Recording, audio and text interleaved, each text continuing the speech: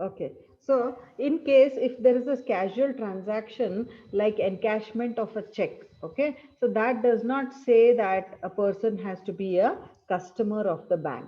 So let us say if Syed has given a check, okay, wherein I can go and encash it in the bank of his account, wherever his account is there or anything, there I can just deposit the check. If the check is in my name, immediately the bank is going to provide me the amount. So there I don't need to be the customer of the bank, right? So in such kind of casual transactions, you don't need to be the customer of the bank. Without being a customer also, you can get services from the bank. So a customer is one who has an account with a bank and to whom the bank undertakes to extend the banking businesses. Okay, so here for a bank, the customer is the one in some or the other way has an account with the bank. So that person here is called as a customer. Okay, so that is what is a customer here we are talking about when it comes to bank. So what are the duties of these customers? As a in a bank, I'm talking about in a bank. I'm not talking about any business operations, any other types of customers. I'm talking about a customer for a bank. So a customer should communicate all the important information and changes to the bank. Let us say that a customer has shifted his house from one place to another. Let us say from Hubli to Dharwad, right? The new address has to be communicated to the bank. It is very, very important. The customer should also give something like unambiguous information in orders and instructions is supposed to be not to be given by the customers. Okay, so let us say in your date of birth certificate, it says that you are born on 1980, but you will write in the bank form that you are born on 1975. Such kind of wrong, unambiguous information are not supposed to be provided in the banks.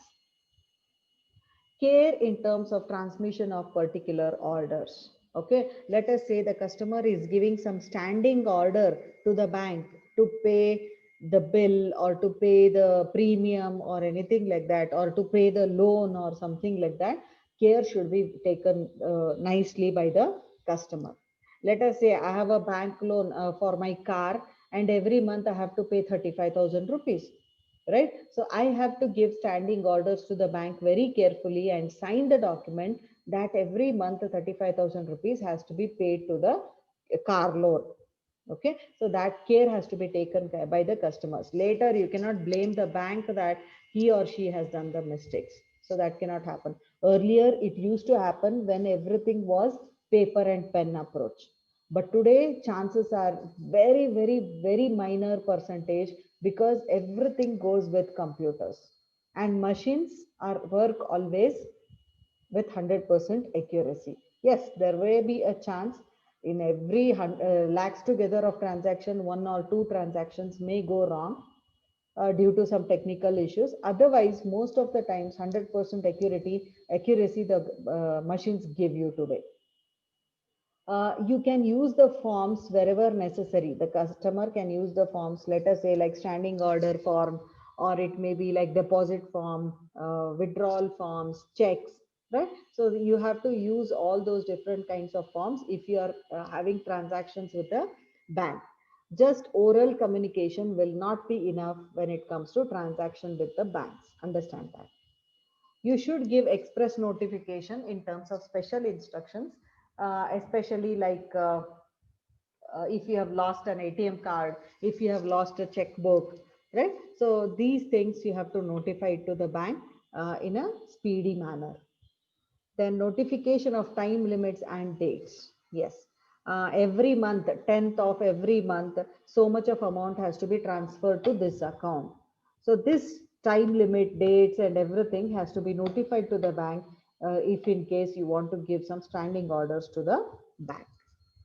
Then complaints have to be made immediately. Let us say if some amount has been unauthorizedly debited from your account, or it has been withdrawn from your account without your notice, right? Or somebody has done some fraud or anything.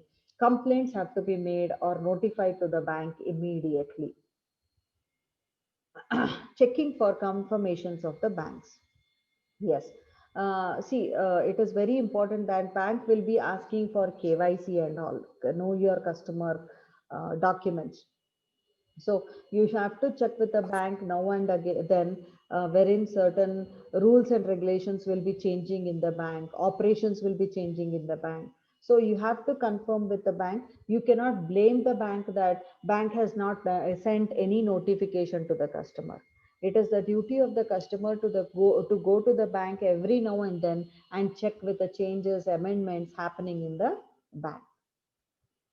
uh, Maybe due to some neglect of duty, the customer's duty, customer will be held liable or responsible for the losses being arised due to the neglect of the customer.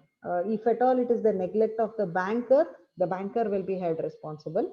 If it is due to the customer, if the customer has not provided enough information to the bank, due to which some or the other issues may happen, so there it is the liability or it is the responsibility of the customer to bear the losses. So these are some things which the customer, when you're transacting with a bank, are supposed to follow as a duty. Okay, so I'm going to stop now. If you have any doubts, kindly get back to me.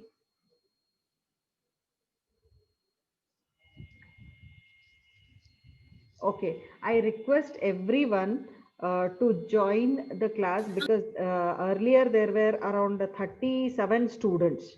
Okay, now there are only 33 students. I'm going to share a link to you people in chat box, right? So it is a 10 question quiz. Fine. So it is a 10 question quiz. I want you people to take that exam.